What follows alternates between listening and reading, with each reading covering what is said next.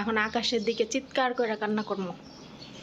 আসসালামু আলাইকুম, কেমন আছেন সবাই? সবাইকে স্বাগতম জানিয়ে শুরু করছি আমার আজকের ভিডিও। তো আজকের ভিডিওতে এখানে দেখতে পারতেছেন আমি হচ্ছে আ কতগুলা তেজপাতা, তারপরে হচ্ছে গরম মসলার যে ওই যে লং ফুলটা ওইটা, কালো জিরা আর মেথি এগুলা নিয়ে নিছি। এখন এগুলা দিয়ে আমি একটা চুলের টোনার বানাবো। আমার কিছুদিন যাবত অনেক বেশি চুল পড়তেছে। তো এটা দিয়ে আমি টোনার বানিয়ে চুলে দেই। তো দেখি এটার রেজাল্ট অনেক ভালো। আমি অনেক দেখছি। অনেকের রিভিউ দেখে তারপরে এটা আমি অনেক কিছু কিনে নিয়ে আসছি আমি মার্কেট থেকে। তো যা প্রয়োজন সবকিছু নিয়ে আসছি। দেখি টোনার বানাই। এর আগেও দিয়েছি, ভালো আছে টোনারটা। তারপরে আমি নিয়মিত ব্যবহার করার ইচ্ছা আছে। তো আজকের ভিডিওতে আমি আপনাদের সাথে হচ্ছে দেখাবো রান্নাবান্না। তারপরে আপনারা কিভাবে মন খারাপ হলে আকাশের দিকে চিৎকার করে কান্না করবেন সেটাই আমি দেখাবো আজকে। কিভাবে আপনারা যারা কান্না করতে পারেন না কিংবা কান্না করার মতো জায়গা পান না, তাদেরকে আমি আজকে এটাই দেখাবো যে কিভাবে আপনারা হচ্ছে চিৎকার করে কান্না করবেন। তো তার আগে আমি একটু বইলা নেই, ওইখানে আমি হচ্ছি আ বেগুন, আলু দিয়ে চিংড়ি মাছের শুটকি দিয়ে আমার জন্য একটা তরকারি রান্না করতেছিলাম। তো আর আজকে হচ্ছে মাছ দিয়ে তাহাতা রান্না করব ওদের জন্য। তো আমার এই হচ্ছে ভাবলাম যে আমার জন্য কিছু একটা রান্না করি। অনেক সময় আমার জন্য অনেকদিন রান্না করা হয় না। তো আমি রান্না করতেছিলাম আরকি। রান্না আমারটা আগে বসায় দিছি। আর ওদের রান্না করার জন্য আমি এখানে বড় ক্যাপসিকাম, মরিচ কেটে নিচ্ছি, টমেটো, পেঁয়াজ আর একটা গাজর নিছি। কারণ আজকে গাজর দিয়ে মাছ দিয়ে রান্না করব। মাছও চুলার মধ্যে দিয়ে দিছি ভাজতে। ওদিক দিয়ে মাছ ভাজা হচ্ছে, ভাতও বসায় দিছি। এক করে সব কাজগুলাই গুছায় নিচ্ছি সুন্দর মতো। তো আমি এক করে সব হচ্ছে কাইটা নিচ্ছি। কাটাকাটি করতে আরেকটা কথা শেয়ার করি। সেটা হচ্ছে দেখেন, আমার ম্যাডাম প্রতি মাসে ১০০-১৫০ রিয়ালের হচ্ছে ১৫০ রিয়াল, ওমানি ১৫০ রিয়ালের বাজার করে। তো বাড়িতে হচ্ছে সবকিছু আছে, তারপরও সে ইচ্ছাকৃতভাবে বাজার করে এগুলা রেখে দেয়। তো এগুলা ডেট এক্সপায়ার হয়ে গেলে কিন্তু আর কোনো কাজেই আসবে না, তাই না? তো দুনিয়ার জিনিসপত্র জমা হইছে। তো আজকে আমি আমার ম্যাডামের হচ্ছে বড় মেয়েকে আমি বললাম যে ম্যাডামে যদি এই মাসে বাজার করে, বাজার করতে নিষেধ করার জন্য। কারণ ম্যাডামে যা বাজার করবে সবকিছুই বাসায় আছে। অনেক বেশি আছে। এগুলা আরো আমি ৩-৪ মাস ব্যবহার করতে পারবো। তো শুধু এই জিনিসগুলা টাকা দিয়ে কিনে কেন স্টোর করে রাখতে হবে? সে যেহেতু প্রতি মাসে বাজার করে তাহলে কেন এত কিনে স্টোর করে রাখতে হবে? মানে যতটুক পরিমাণে লাগে তার চেয়ে বেশি কিনে রাখে। আর আমি তো জিনিস অপচয় করি না। আমি যতটুকু প্রয়োজন আমি ততটুকুই হচ্ছে আমি চাই তার চেয়ে কম ব্যবহার করার চেষ্টা করি। তো এজন্য আমি ম্যাডামের বড় মেয়েকে বললাম যে, প্রতি মাসে যে বাজার করে এগুলা কিনে রেখে দেয়, এগুলা দরকার নাই। আর শেষ হইলে আমি নিজেই বলবো। শুধু কিছু সবজি লাগবে, তো সবজিগুলো আমি পরে লেখাবো। তো এই কাজগুলা দেখেন কে করবে? আমি তো চাই যে তাদের ভালো, তাদের কিছু টাকা বেঁচে যাক। তো আমি যদি এই কথাগুলো না বলতাম, আমার ম্যাডাম কিন্তু জানে না যে বাসায় কি আছে, কি নাই সবকিছু আমি জানি। তো যা আছে সব আমি আরো হচ্ছে ৩-৪ মাস ব্যবহার করতে পারবো সুন্দর মতো। তো এজন্য আমি ভাবলাম যে শুধু তারা টাকা খরচ করে বাজার করবে, দরকার নেই। আমি না করে দেই যাতে না করে বাজার। তো তার জন্য বলা। আর সামনে হচ্ছে রমজান মাস আসতেছে, আর বেশি দিন নাই। আলহামদুলিল্লাহ। তো রমজান মাসের আগেই তো আমার ম্যাডাম আরো অনেক বাজার করবে রমজান মাসের জন্য। জানি না এবার রমজানে কি রান্না করতে হবে, যেহেতু ম্যাডামের ছোট একটা বাচ্চা থাকবে। তো জানি না আমার বাসায় রান্না করতে হবে বেশি নাকি কিনে এনে খাবে, সেটা আমি এখন পর্যন্ত বলতে পারতেছি না। সেটা রোজার আগে আমি বলতে পারবো। কারণ রোজার আগে আমার ম্যাডাম আমাকে সবকিছু বলে দেয় রমজান মাসে কিভাবে কি করতে হবে। আর রমজান মাসে হচ্ছে আমার ম্যাডাম হয়তো রোজা থাকবে না, কারণ ছোট বাচ্চা হচ্ছে তার সে রোজা থাকতে পারবে না। যেহেতু বাচ্চা বুকের দুধ পান করবে সেহেতু তার রোজা থাকতে পারবে না। এজন্য ম্যাডামের জন্য হয়তো দুপুরে রান্না-বান্না করতে হবে। আবার ফয়সাল আছে, ফয়সালও তো খাবে। তো মোটামুটি আমার ২ বেলায় রান্না করতে হবে। এখন আমি সঠিক জানি না, তো জানলে হয়তো বলতে পারবো। তবে আলহামদুলিল্লাহ আমার কাছে খুবই ভালো লাগতেছে যে আর রমজানের আর বেশি দিন নাই। তো এই জিনিসগুলা খুবই আমার কাছে রমজান মাস আসলে আমার খুবই ভালো লাগে। আর যখন শেষ হয়ে যায় তখন আমার খুব খারাপ লাগে। এই একটা মাস যত কাজই থাকুক না কেন, যত কিছুই রান্না-বান্না থাকুক না কেন, আমার খুব ভালো লাগে করতে। কারণ এই মাসটা হচ্ছে বরকতের মাস, রহমতের মাস, নাজাতের মাস। তো এই মাসটা আমার কাছে আসলে অনেক ভালো লাগে। তো রমজান মাস আসলে কার কার ভালো লাগে অবশ্যই আপনারা কমেন্ট করবেন আপুরা। আমি তো আর বলতে পারি না যে আপুরা ভাইয়ারা মানে কি বলবো, কথায় কথায় আপুরা ভাইয়ারা মানে কোথায় মাশাল্লাহ বলতে হবে, কোথায় আলহামদুলিল্লাহ বলতে হবে। কিছু মানুষ এই জিনিসটাও পারে না। খালি মুখের মধ্যে মাশাল্লাহ, তবারাকাল্লাহ, আলহামদুলিল্লাহ এগুলা বললেই মনে হয় কি যে সে একদম সতী সাবিত্রী একজন মানুষ হয়ে গেল। বুঝছেন? মানে অতিরিক্ত জিনিস কখনোই ভালো না। অতিরিক্ত জিনিসগুলা কখনোই ভালো না। কেন জানেন? কারণ যেসব মানুষ বেশি অতিরিক্ত করতে যায়, এদের কপালেই একটা সময় শনি নেমে আসে। তো আমরা একটা সুন্দর জিনিসকে দেখলে বলি মাশাআল্লাহ। একটা হচ্ছে একটা কাজে যদি আমরা সাকসেস হই, সেখানে আমরা বলি আলহামদুলিল্লাহ। কিংবা ভালো একটা কথা শুনলে আমরা বলি আলহামদুলিল্লাহ কিংবা মাশাআল্লাহ।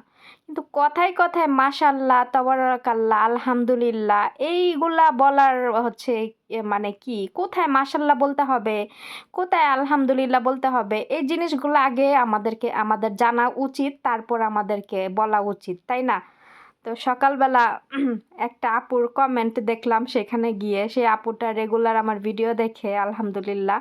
তো এই আপুর কমেন্ট আমি মাশাআল্লাহ তাবারাকাল্লাহ আপুর আইডিতে গিয়ে দেখলাম।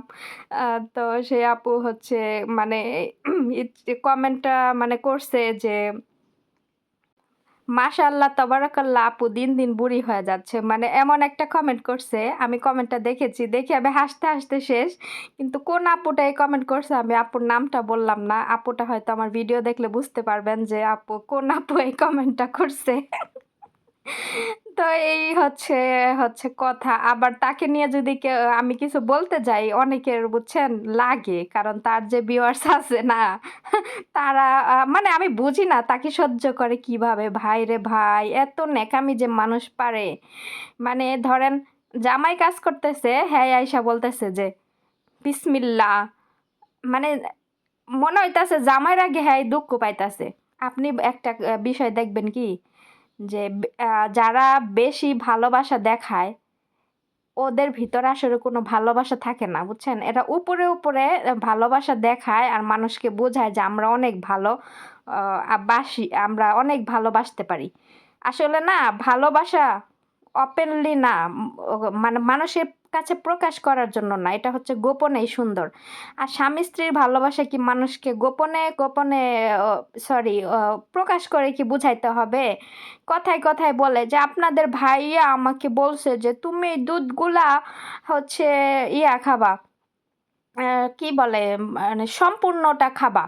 হ্যাঁ, এটা সেটা মানে এত যে ন্যাকামি রে ভাই, ন্যাকামি ঠেলায় বুঝছেন, এর ভিউয়ার্সরা এরা সহ্য করে কেমনে আমি নিজেও বুঝি না। মানে বুড়া বয়সে কি যে ন্যাকামি শুরু করে এই মহিলা, মনে হয় কি যে মানে কচি একটা মানে যে ইয়াং বয়সের কচি মেয়েরা যেরকম মানে অবুঝের মতো কথা বলে না, এই মহিলা এই ধরনের করে। আচ্ছা যাই হোক, এই মহিলার নিয়ে কথা বলার দরকার নাই, কিন্তু কথায় কথায় আমি চলে আসলো। সকালবেলায় এনার ভিডিও সামনে আসছে, তো ভিডিওটা দেখতে ঢুকছিলাম। কি ভিডিও, এক কথা বারবার একই টপিক নিয়ে বারবার এটা সেটা। তো যাই হোক, ওইখানে আমার একটা ভিউয়ার্স আপুর কমেন্ট দেখলাম। তো সেই কমেন্টটা দেখে আমার হাসতে হাসতে মনে করেন যে পেট ব্যথা হয়ে গেছে। পরে ভাবলাম যে আপনাদের সাথে কথাগুলো শেয়ার করি। তো আমার অনেক কথা বলতে বলতে এখানে রান্না বান্না হচ্ছে আমি রান্না বান্না করতেছি। আরেকটা কথা কি, আমি যে কথাগুলো আমার ভিডিওতে শেয়ার করলাম, এই কথা নিয়ে যদি কেউ কোনো আমাকে ব্যাড কমেন্ট করতে আসেন, ঠিক আছে, আমি ওই মাশাল্লাহ তবারাকাল্লাহ আপার মতো মনে করেন ব্লক করি না। ঠিক আছে, কারণ আমি ব্লগ করতে পছন্দ করি না। ব্লগ কেন করব? সবারই অধিকার আছে পাবলিক প্ল্যাটফর্মে সবার ভিডিও দেখার জন্য। আমাকে যে কমেন্ট করবে ব্যাড কমেন্ট না বুঝে, আমিও তাদেরকে ওইভাবে রিপ্লাই দিয়ে দিব। কারণ সম্মান যাদেরকে করা উচিত তাদেরকেই করব। সম্মানের মানুষদেরকে সম্মানই করব, আর যারা সম্মানের যোগ্য না তাদেরকে সম্মান করব না। ঠিক আছে, এখন এতে করে আমাকে কে কি ভাবলো সেটা আমার দেখার বিষয় না। আমার ভিউয়ার্স যে আপুরা আছেন, খুবই সুইট সুইট কিছু আপুরা আছেন, মাশাআল্লাহ, আলহামদুলিল্লাহ। তারা আমাকে অনেক সুন্দর, সুন্দর কমেন্ট করেন, আমাকে অনেক ভালোবাসেন, ইভেন আমার ভিডিওর জন্য অপেক্ষা করেন। তো এই সুইট, সুইট আপুদের জন্যই আমি হচ্ছি আলহামদুলিল্লাহ এই পর্যন্ত আসতে পেরেছি। তবে কিছুদিন যাবৎ কিছু আপুদেরকে অনেক মিস করতেছি। আপুরা হয়তো ব্যস্ত আছেন নাকি? কমেন্টে আমি হচ্ছে তাদের কমেন্ট পাই না। যেমন কাজী সিয়াম একটা আপু আছে, আমাকে অনেক সুন্দর, সুন্দর কমেন্ট করে, অনেক হচ্ছে বড়, বড় কমেন্ট করে। আপুটার কমেন্ট আমি কয়েকদিন যাবৎ পাচ্ছি না। হয়তো আপু ব্যস্ত আছেন না কি হয়েছে আমি জানি না। যাক আল্লাহ আপুকে ভালো রাখুক, তার ফ্যামিলি সবাইকে, যাতে সবসময় ভালো থাকে। আর আরেকটা আপু আছে সায়েদা, সায়েদা আপু না সায়েদা কি যেন নাম। এই আপুটা আমাকে রেগুলার কমেন্ট করেন আলহামদুলিল্লাহ। অপরাজিতা অনু আপু, সেও আমাকে অনেক রেগুলারই কমেন্ট করেন। আরও অনেক আপুরা আছে, আমার হয়তো এখন নাম মনে নেই। তবে রেগুলার তারা হচ্ছে আমাকে কমেন্ট করেন আলহামদুলিল্লাহ। হচ্ছে তারা আমার ভিডিওর অপেক্ষায় থাকেন। তারপরে রিহা আপু, এই আপু আমার ভিডিও দেখেন, নিয়মিত কমেন্ট করেন। তো সবার ভালোবাসা পাওয়াটাও একটা ভাগ্যের বিষয়। তো আমি কিন্তু আমার আপুদের রিকোয়েস্টেই ওনাকে নিয়ে ভিডিও বানাইছিলাম, যে তারা আমাকে বলছিল যে আপু উনি যে মিথ্যাচার করে এগুলা নিয়ে একটা ভিডিও বানাও। পরে আমি বানিয়েছিলাম। তো সেখানে সবার কমেন্টই ভালো আসছে আলহামদুলিল্লাহ। কিন্তু কিছু মানুষ আছে যে সেখানে এসে উল্টাপাল্টা কমেন্ট করছে। যাই হোক, আমি তাদেরকে ব্লক করি না, আমার ব্লক করা আমার স্বভাব না। আমি তাদেরকে ওইভাবেই রিপ্লাই করে দেই। কারণ ব্লক কেন করব? আমার ভেতরে যদি সৎ সাহস না থাকে তাহলে আমি ব্লক করব, তাই না? রান্না বান্না শেষ করে আইছি বুঝছেন। এখন একটু কি করব, মনে অনেক কষ্ট। এই কষ্ট প্রকাশ করার মতো কেউ রে পাইতাছি না, এর লেগে এখন আকাশের দিকে চিৎকার করে কান্না করবো।